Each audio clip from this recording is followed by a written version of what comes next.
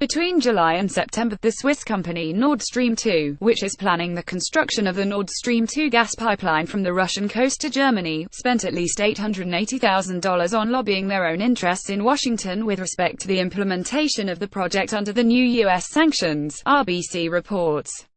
Nord Stream 2, which is 100% owned by Gazprom, approached 3 lobbying firms, making contracts with them in July, before U.S. President Donald Trump signed CAATSA, the new law on sanctions.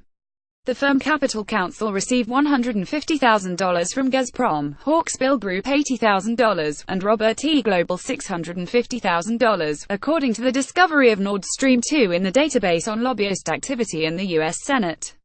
The Nord Stream 2 contract with Robert E. Global was the second most expensive in the third quarter, after Qualcomm's chip production contract with Covington Burling, Politico calculated. The contract with Capital Counsel was terminated.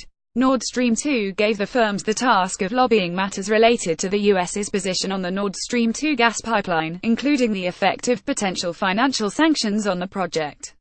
The act signed by Trump on the 2nd of August, which expands significantly on the sanctions against Russia, includes an article which threatens Nord Stream 2 and other gas pipeline projects involving Russian energy carriers.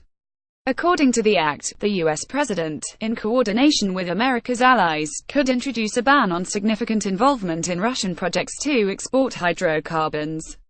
The act threatens to impose sanctions on companies from any jurisdiction who invest funds in Russian projects to export energy resources through pipelines, or provide such projects with goods, technology or services. Robert E. Global is lobbying the interests of Nord Stream 2 in the Senate and in the U.S. House of Representatives, and has also hired a subcontractor, SMW Partners, to lobby in the executive office of the president on behalf of Nord Stream 2. RBC reports that a spokesperson for Nord Stream 2 affirmed that the mentioned companies had been hired for the sake of adequate lobbyist efforts in Washington.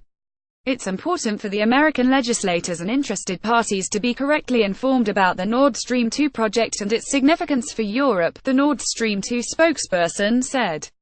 This activity is no different from the communication which is done in the interest of other companies, organizations and governments, he specified. According to him, the company Nord Stream 2 is aware of the discussion surrounding the implementation of the new Sanctions Act, and stands in solidarity with many voices in Europe who are concerned by the unforeseen consequences which certain provisions of the Act may entail for European consumers and business. The gas pipeline will provide an additional reliable source of gas for Europe, facilitating thousands of jobs for Europeans and stimulating investment in the economies of many European states, the spokesperson emphasized. Nord Stream 2 proposes the construction of 2 gas pipelines from the Russian coast, through the Baltic Sea, to Germany. The project will be funded by the construction operator Nord Stream 2 AG, whose sole shareholder is Gazprom, and 5 European partners, Shell, OMV, Engen, Uniper and Wintershall. Gazprom will provide 50% of the production budget, the other partners will provide 10% each. According to the relevant EU database, Nord Stream 2 also has lobbyists in the EU.